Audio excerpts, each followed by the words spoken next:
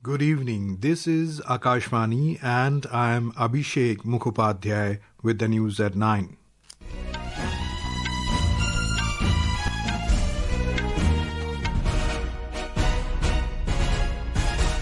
The headlines. Campaigning peaks for final phase of Bihar Assembly Elections. Star campaigners of various political parties conduct several rallies to woo the voters. Prime Minister Narendra Modi inaugurates year-long commemoration of 150 years of national song, says Vande Mataram is not just a song but an expression of soul of India. New Delhi takes note of US President Donald Trump's comment about Pakistan's secret nuclear testing, says illegal nuclear activities part of Pakistan's history. 56th International Film Festival of India to be held from the 20th to the 28th of this month in Goa. And in FIDE Chess World Cup, Arjun Erigaisi, Pentala, Harikrishna win in Game 1 of Round 3. Gukesh, Praggnanandhaa and Vidit held to draws. The election campaigning for the second and final phase of the Bihar Assembly Elections has peaked.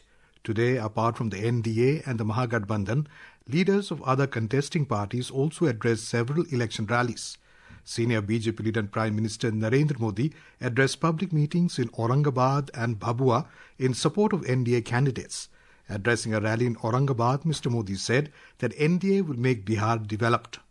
RJD Congress ने बिहार के युवाओं को भ्रमित करने की बहुत कोशिश की, लेकिन उनकी सारी प्लानिंग फेल हो गई। इसका एक बहुत बड़ा कारण है बिहार का जागरूक नौजवान। बिहार का नौजवान ये देख रहा है कि आरजेडी कांग्रेस वालों के इरादे क्या है। Addressing at the rally in Bhabua, the Prime Minister alleged that RJD Congress tried hard to mislead the youth of Bihar, but all their plans failed. On the other hand, senior Congress leader Rahul Gandhi addressed a public rally in Amarpur. He said that this election is about the future of Bihar. Mr. Gandhi urged voters to choose a government that works for them and stands with them in times of need. We have more from a correspondent. Senior BJP leader and Prime Minister Narendra Modi tried to corner RJD and Congress on the development and law and order issues. He had raised two election rallies in Aurangabad and Bhabua. Another senior party leader and Union Home Minister Amit Shah said the NDA has tackled terrorism with iron hand and it was manifested in Operation Sindoor and surgical strikes. The NDA has decided that after coming to power again, we will create a ministry to make Bihar flood free. The water of Kosi, Gandak, Ganga and many other rivers will never bring flood to Bihar. This water will go to the farmers' fields and the fields will flourish. किसान के खेत में जाए और खेत लहलहाए. He also held a roadshow in Purnia in support of NDA candidates. On the other hand, Congress President Arjun addressing a rally in Chenari in Rohtas alleged that the Nitish Kumar has ruled the state for 20 years but people still lack employment opportunities. Mahagathbandhan's chief ministerial face Tejasvi Prasad Yadav addressed election rallies in Purnia, Araria, Bhagalpur and Banka. He said that the NDA leaders are trying to divert people's attention from the real issues of employment. इस बार जो चुनाव है, ये चुनाव बिहार को बनाने का चुनाव है. This time, the election is to build Bihar.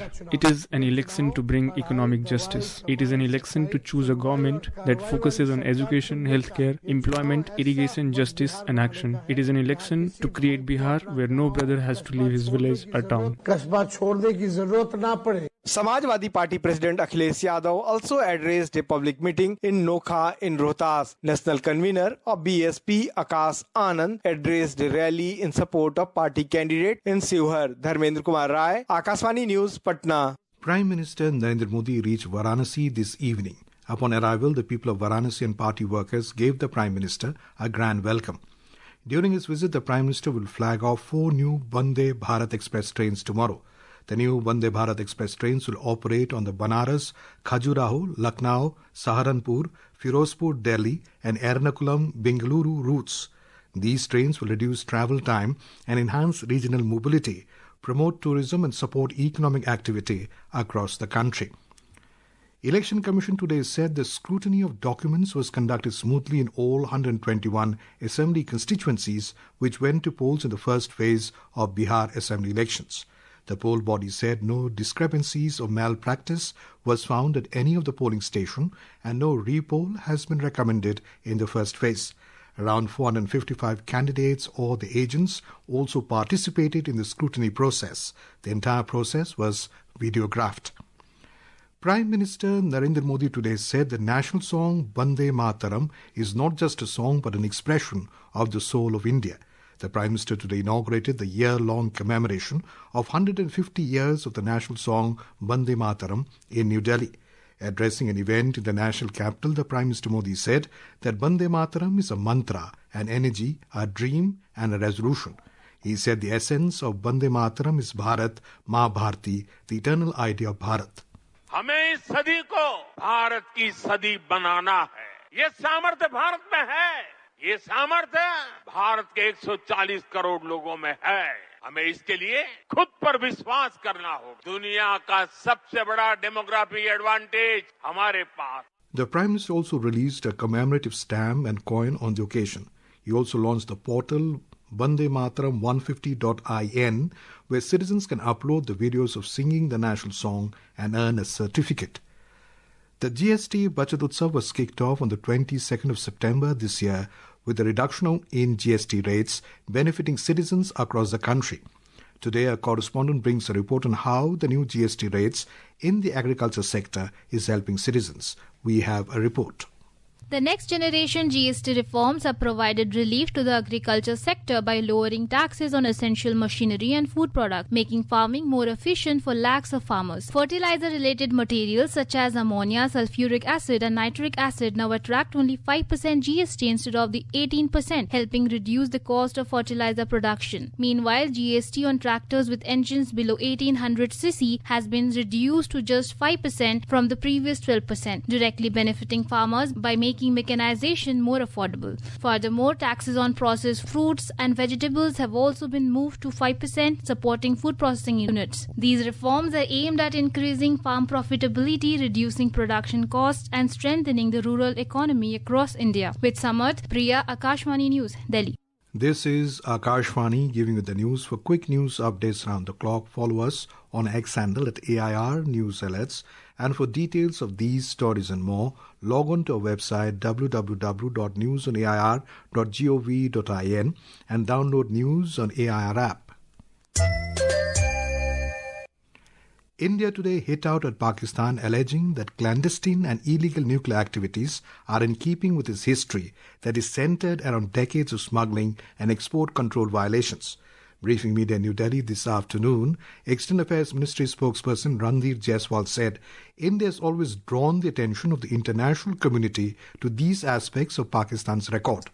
Clandestine and illegal nuclear activities are in keeping with Pakistan's history that is centered around decades of smuggling, export control violations, secret partnership, AQ Khan network, and further proliferation. India has always drawn the attention of the international community to these aspects of Pakistan's record. In this backdrop, we have taken note of President Trump's comment about Pakistan's nuclear testing. Replying to a question on Indian national, Major Vikrant Jaitley, retired, the spokesperson said consular officials from Indian Embassy in Abu Dhabi have obtained regular consular access and met him on 4 occasions. He added that the embassy continues to extend all possible consular assistance to him. On the case of Major Vikrant Jaitley, we are in touch with UAE authorities. Our embassy is seized of the matter. We have been making consular visits to him, and we have done so on 4 occasions. We are also in close touch with his family. We are offering all possible assistance. On 3rd November, this matter came up in Honorable Delhi High Court, and the High Court had given certain directions. Based on those directions, we are providing all possible assistance to Major Vikrant. President Draupadi Murmu will embark on a 2-nation tour to Angola and Botswana tomorrow. The President will visit Angola on the first leg of a tour at the invitation of her counterpart Joao Manuel Goncalves Lourenço. India and Angola are celebrating the 40th anniversary of the establishment of diplomatic relations this year. On the second leg of a visit, President Murmu will proceed to Botswana on the 11th of November. The 56th International Film Festival of India, IFFI, is set to be held from the 20th to the 28th of this month in Panaji, Goa. Addressing the curtain raiser press conference of the event in New Delhi today, Minister of State for Information and Broadcasting, Dr. L. Murugan, said that the upcoming International Film Festival of India in Goa will serve as a bridge for creators to the world. 124 participants, young minds, new participants, they are going to participate in 13 various verticals. They are going to participate and they are going to make them whatever cinema or documentary or reels they are going to do in the field of screenwriting, editing, sound, production, design. Further new initiatives also they are going to take. Information and Broadcasting Secretary Sanjay Jaju said that the opening ceremony of IFFI will be held on the 20th of this month, marked by a carnival and a parade to celebrate the cinematic journey of the country. He noted that IFFI is an effort to showcase the cinematic diversity of the country. Our films are not just being made for Indian audience, the films are now being made for global audience. And International Film Festival is, to an extent, our effort to showcase the cinematic diversity that we have in our country. At the same time, provide opportunities to global filmmakers to come and screen their films to the cinephiles who come in from not just India, but from various parts of the world. The sacred relics of Lord Buddha enshrined at the National Museum in New Delhi will travel to Bhutan tomorrow for an 11-day public exposition. Social Justice and Empowerment Minister Dr. Virendra Kumar will lead the delegation. Ministry of Culture said that the exposition is part of the Global Peace Prayer Festival in Thimphu. Prime Minister of Bhutan, Shering Tobgay, said that the King of Bhutan conceived the concept of the festival as an event for highlighting peace on earth. Flight operations at the Indira Gandhi International Airport in New Delhi are currently experiencing delays due to an ongoing technical issue with the automatic message switching system that supports the air traffic control flight planning process.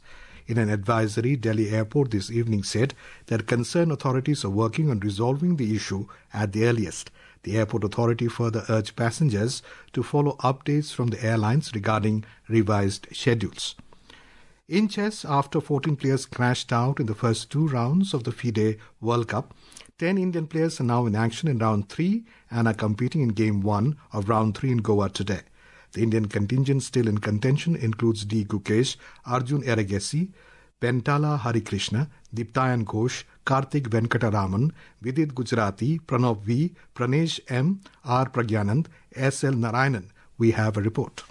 Harikrishna produced a big result, defeating Belgian Grandmaster Daniel Darda in just 2.5 hours with the white pieces. Meanwhile, Arjun Erigaisi crushed Shamsuddin Wakidov with brilliant opening preparation and a commanding approach to take a 1-0 lead in their matches. Both now need only a draw with Black tomorrow to qualify for round 4, a dominant performance from the Indian stars. Praggnanandhaa and Vidit Gujarati, who had secured the places in round 3 after winning tie-breaks matches yesterday, played it safe today and settled for a solid draw. Sharing the points with their opponent, the top seed D. Gukesh also ended his game against Frederick Savannah in a draw. With Nikhil Upadhyay's report, this is Aditi Lumba for Akashvani.